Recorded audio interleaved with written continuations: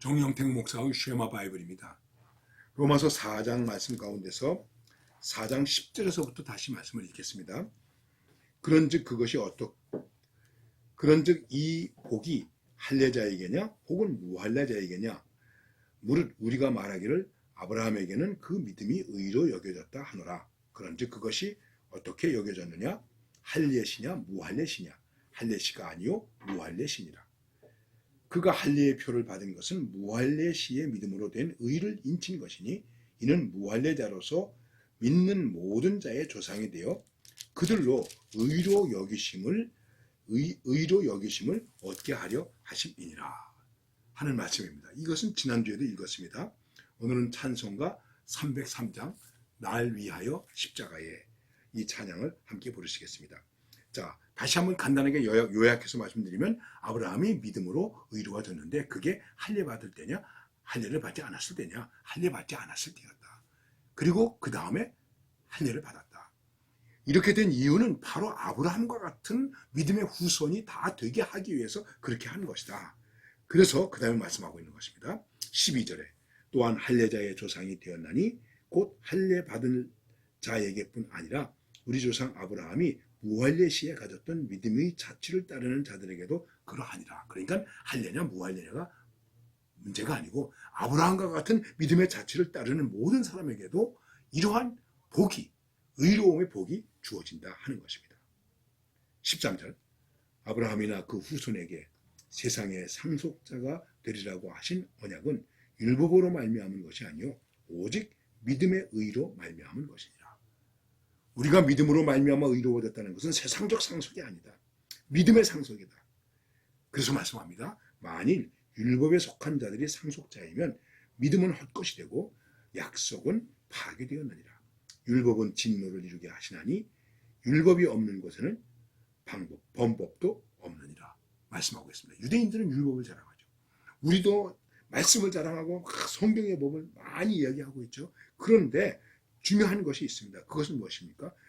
우리 오직 믿음의 의로 말미암아 우리는 하나님 앞에서 사는 것이지 율법 때문에 어떤 행함 때문에 공로 때문이 아니다.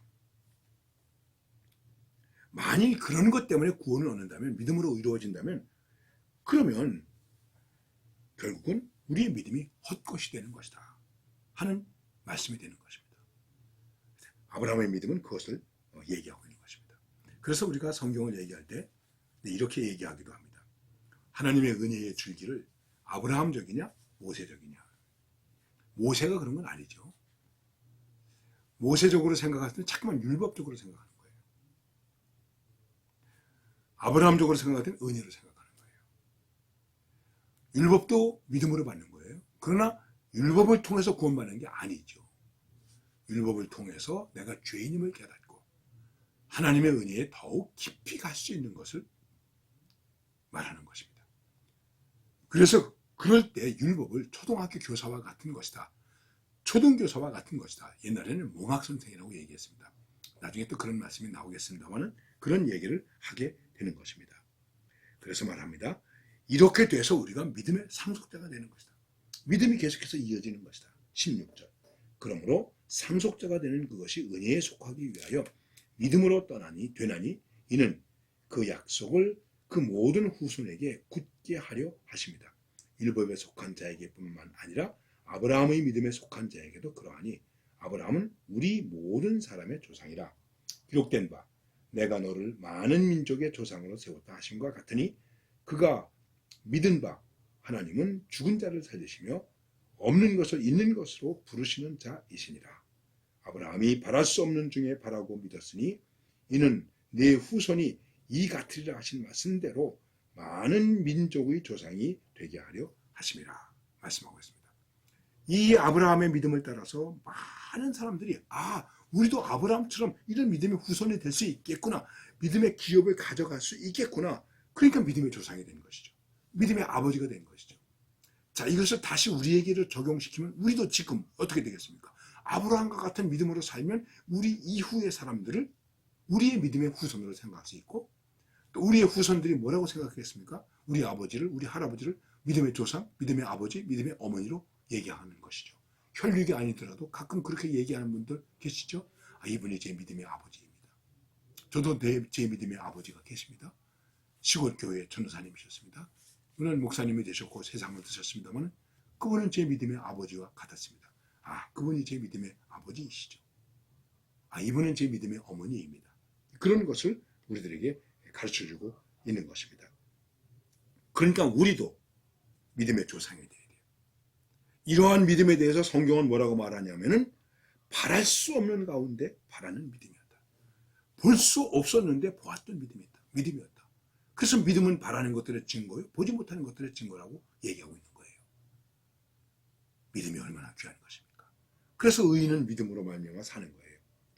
19절, 그가 100세나 되어 자기 몸이 죽은 것 같고 사라의 태가 죽은 것 같음을 알고도 믿음이 약하여지지 아니하고 믿음이 없어 하나님의 약속을 의심하지 않고 믿음으로 견고하여져서 하나님께 영광을 돌리며 약속하신 그것을 또한 능히 이루실지를 확신하였으니 그러므로 이것이 그에게 의로 여겨졌느니라. 그의 믿음이 어떤 믿음이었을까? 보지 못했지만은 기대하는 믿음이고 약속을 바라는 믿음이었다. 자, 흔히 우리가 아브라함에게 있어서 100세의 아들을 얻었다 그러는데 그 100세의 아들을 갖기까지 몇 년을 기다렸습니까? 25년. 아들이 없는데. 그래도 바라고 기다린 거예요. 그게 믿음이었어요. 하나님의 약속을 의심하지 않았어요. 믿음으로 견고해졌어요. 그것이 하나님께 영광이 되었어요.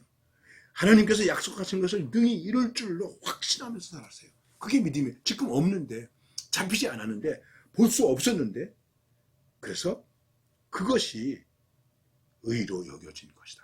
오늘도 여러분과 저의 믿음이 나를 의롭게 하는 힘이 되는 것입니다. 능력이 되는 것입니다. 여러분과 저의 믿음이, 오늘도 우리의 믿음이 아브라함의 믿음처럼 우리를 의롭게 하는 능력 있는 믿음, 복된 믿음으로 살아갈 수 있기를 바랍니다.